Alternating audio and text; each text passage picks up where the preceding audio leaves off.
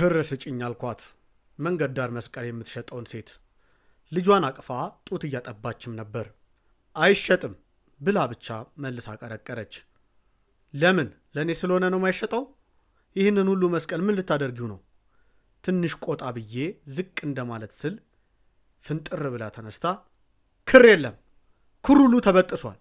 ክራችሁን ሂዱና የበጠሳችሁበት ፈልጉ።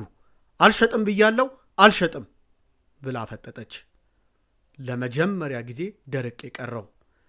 ክሬ ባለፈው ወር መጠጥ ቤት ሰክሬ ከአንዱ ጋር ስጣላ ተበጥሶ ነው የጠፋብኝ። የሆነ ሀፍረት ውርር ሲያደርገኝ ተሰማኝ።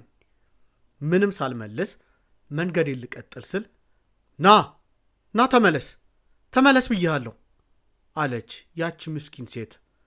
ሳላንገራግር ተመለስኩ። ግን ደግሞ እንባ ከዓይኗ እየወረደ ነበር የተገጣጠም ነው። ምን ነው እንኳ ሳልላት ወሬዋን ቀጠለች።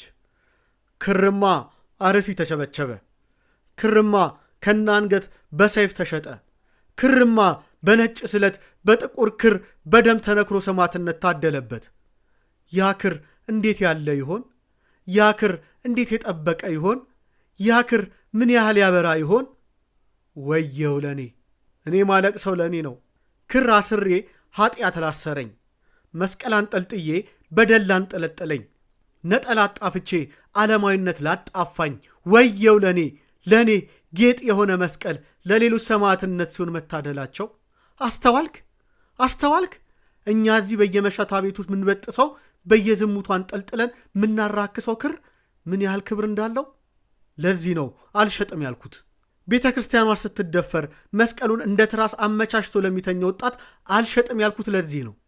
አደራ ይህንን ክር ሰማዕትነት እንጂ ኃጢአት እንዳይበጥሰው ብላ ወፍራም ጥቁር ክር አንስታ ሰጠችኝ። ካጠገቧ ሳርቅ እዛው አሰርኩት።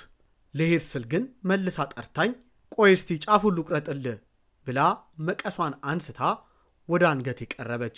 እኔም ሳላቅማማ ነፍስ ጫፍ የላትም ከቆረጥሽው ከነ አንገቴ ብያት ተቃቅፈን ተለያየን። ግፈኞች በበዙ ቁጥር ሰማዕታትም ይበዛሉ። ግን ደግሞ ኖረው የሚያቆርቡን ካህናቶቻችን፣ ዲያቆናቶቻችን፣ መምህራን፣ መዘምራኖቻችን አትግደሉብን። አስቀዳሽ፣ አንጋሽ፣ አወዳሽ ምዕመናኖችም አይገደሉ። ፍትህ ሊሰጥ ይገባል። ይህ ተግባር ካልቆመ ከዚህ የከፋ አደጋ ለመከሰቱ ትንቢተኛ መሆን አይጠበቅብንም። ሁሉም በሃይማኖቱ ተከብሮ ተፋቅሮ በቋንቋው ጸልዮ ይኑር። የጎደለንን ፍቅር እርሱ ይሙላልን። ክራችንን እናጥብቅ፣ ተዋሕዶን እንጠብቅ። በአርሲም ሆነ በተመሳሳይ ቦታዎች በክርስቲያኖች ላይ የሚፈጸመው ግድያ የአክራሪ ኃይል ከጀርባ የለበትም የሚል እምነት የለኝም። ሆኖም ነገሩን ስመለከተው ሌላ አቅጣጫ ያለውም ይመስላል። አገልግሎትን በኦሮምኛ ለመስጠት ከብፁዕ አቡነ ናትናኤል የሚሻል ቀርቶ የሚተካከል አንድም ሰው ስለመኖሩ ቢያንስ እኔ አላውቅም። ቢቀድሱ፣ ቢሰብኩ፣ ቢዘምሩ አይሰለቹም። ግን ከተወለዱበት አካባቢ ከምዕራብ ሸዋ መገፋታቸው አልበቃ ብሎ ከተመደቡበት ከሻሸመኔ ማለትም ከምዕራብ አርሲም እንዳይገቡ ተደረገ። አቡነ ሄኖክም ከዚሁ ከምዕራብ አርሲ የተነሱት በጫና ነበር። ሁለቱም ከሞትም በተአምራት ነው የተረፉት። አሁን የተፈጠረውን አጋጣሚ በመጠቀም ደግሞ አቡነ ያሬድን የማስነሳት እንቅስቃሴው በግልጽ የሚታይ ነው። በተለይ ሲኖዶስ ላይ እርሳቸው እንዲቆዩ የተናገሩ ሊቃነ ጳጳሳት ላይ ሳይቀር የተጻፈው ማስታወስ በቂ ነው። ብፁዕ አቡነ ያሬድን የችግሩ ዋና ተጠያቂ ለማድረግ የሚሰሩትን ስመለከት ጉዳዩን ትኩረት የተሳበው። ብፁዕነታቸው እንደ ብዙዎቹ የአስተዳደር ውስንነት ይኖርባቸዋል። ያ ጉድለት ግን የግድያው ምክንያት ሊያደርጋቸው አይችልም። ባይሆን ስለ ሁኔታው አለመናገራቸው ያሳዝናል።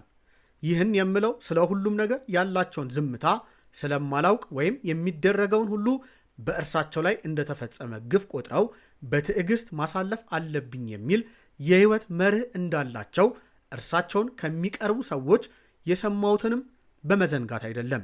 መናገራቸው ችግሩን እንደማይቀርፍም ከአቡነ ናትናኤልና ከአቡነ ሄኖክ መነሳት የምናውቀው ነው። ነገር ግን አቋማቸው ከአጥፊው ወገን እስካልሆነ ድረስ በዝምታም የማይተርፉበት ወጥመድ ስለሆነ ጉዳዩም የግላቸው ሳይሆን የቤተ ክርስቲያን ስለሆነ ይልቁንም ደግሞ የትርጓሜ መጻሕፍት መምህር እንደመሆናቸው መጠን የሰማነውን እንናገራለን፣ ያየነውንም እንመሰክራለን የሚለውን ቃል መሰረት አድርገው መጥነውም ሊመሰክሩ ይገባቸው ነበር። ቦታዋን ተረክቦ አካባቢውን ለፈለገው ተግባር ለማመቻቸት ሌት ተቀን ከሚደክመው አካል ግን የቤታችን ደካማው ጎን ቢሆን ተጠቅሞ ራሳቸውንም ሳያስነሳ የሚመልስ አይመስለኝም። ይህን እንድል ያደረገኝ ግን አንድ ነገር ነው። ይህ አካል የአቡነ ያሬድን ዝምታ እንደ መልካም ዕድል በመጠቀም ሳይበቃው መነሳታቸውን የሚፈልጉት ለምንድን ነው? የተሻለ ሥራ ለመስራት እንዳይባል አቡነ ናትናኤል ተገፍተው ምን የተሻለ ሥራ ተሰራ ብዬ ስጠይቅ መልስ የሚሰጠኝ የለም። እንግዲያውስ የሚፈለገው ምንድን ነው?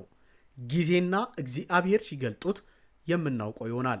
በሶቪየት ህብረት ዘመን ሊቪንግ ቸርች በሚል ከሲኖዶስ አፈንግጦ ሌሎችን እያሳደደ ለነ ስታሊን የሰራው የጳጳሳት ቡድን ለጊዜው ብዙ አባቶችን በማሳደድ በማሳሰርና ቤተክርስቲያናቸውን በማዳከም ቢሰራም እንደነርሱ መጨረሻው የከፋ ለንስሐ እንኳ ጊዜ ያጣ አላየሁም። በተለይም የአንደኛውን የህይወታቸውን ፍጻሜ ታሪክ እንዳነበብኩት ቅዱስ ጳውሎስ ስለ ኤሳው እንደተናገረው ለንስሐ እንኳ ስፍራ አላገኙም። ልክ እንደ ኤሳው እየተጸጸቱ ንስሐቸውን የሚቀበል አባታተው ደም እያለቀሱ ነው የሞቱት። ከእንዲህ ያሉ የቅርብ ታሪክ ካልተማረን ከየትና ከምን ልንማር እንችላለን? ሃይማኖትንና ሚስጥረ ክህነትን ከማቅለልስ የሚበልጥ ምን ኃጢአትና በደል አለ? ሌላው ኃጢአት ሁሉ በእነዚህ ይሰረያል። በእነዚህ የበደለ ግን በምን ይነጻል? በእነዚህ ከመበደል ልዑል እግዚአብሔር ይጠብቀን። መምህር ዲያቆን ብርሃኑ አድማስ በገጹ ላይ እንዳሰፈረልን በኢትዮጵያ ኦርቶዶክስ ተዋሕዶ ቤተክርስቲያን የሚኒሶታ ኮሎራዶና አካባቢው አህጉረ ስብከት ሊቀ ጳጳስ የሆኑት ብፁዕ አቡነ ናትናኤል በሀገሪቱ እየተባባሰ በመጣው የሰው ሕይወት መጥፋትና መከራ ዙሪያ ጠንካራና ስሜታዊ ጥሪ ያቀረቡ።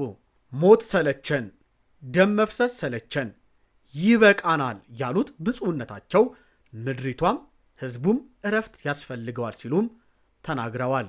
ይህ የብፁዕነታቸው መልእክት በተለያዩ የኢትዮጵያ አካባቢዎች በሚቀጥሉ ግጭቶች፣ ግድያዎችና አለመረጋጋት ሳቢያ እየደረሰ ያለውን ሰብአዊ ቀውስና ተስፋ መቁረጥ የሚያንጸባርቅ ሆኖ ተገኝቷል። ሊቀ ጳጳሱ በመልእክታቸው የችግሩ ሰሚ ጆሮ ማጣትና መፍትሄ መዘግየት በሕዝቡ ዘንድ ተስፋ አስቆራጭ ሁኔታ መፍጠሩን አመልክተዋል። እናንተም በእኛ ፈረዳችሁብን። ለማን ነው የሚነገረው? ይህንን ማን ነው የሚሰማን? ማን ነው የሚያቆመው ይህንን ሲሉ በምሬት የጠየቁት ብፁዕ አቡነ ናትናኤል ተለማመድ ነው እኮ ስንቶቻችን ስናልቅ ነው የሚቆመው? ይብቃ ሲሉ ድምፃቸውን አሰምተዋል። ብፁዕነታቸው ጠንካራ ሃይማኖታዊ ምልከታን በመጠቀምም ስለ እኛ ደም ፈሰሰ እኮ፣ በእርሱ ቁስል ተፈወስን እኮ፣ ሌላ ደም አያስፈልግም በማለት ለሰው ልጆች መዳን በጌታችን በመድኃኒታችን በኢየሱስ ክርስቶስ የፈሰሰው ደም በቂ ሆኖ ሳለ አሁን በሀገሪቱ የሚታየው እርስ በርስ መገዳደል የትኛውም ሃይማኖታዊም ሆነ ሰብአዊ መሰረት እንደሌለው አስገንዝበዋል። በመጨረሻም ሊቀ ጳጳሱ ሕዝቡ በሙሉ ይህ መከራ እንዲያበቃ ወደ ፈጣሪ እንዲጸልይ ጥሪ በማቅረብ መልእክታቸውን ደምድመዋል። የብፁዕነታቸው በረከት አይለየን። ሄላቲዩብ በምስራቅ አርሲ ለተገደሉ ወገኖቻችን እግዚአብሔር አምላክ ነፍሳቸውን በአብርሃም በይስሐቅ በያዕቆብ አጠገብ ያኖርልን ዘንድ ከበረከታቸው ያሳትፈን ዘንድ የተጎዱትንም ወገኖቻችን እርሱ በምሕረቱ ያስብልን ዘንድ እኛም ኢትዮጵያውያን የአቅማችንን ድጋፍ በማድረግ የተጎዱ ወገኖቻችንን እንድናስባቸው ይሁን።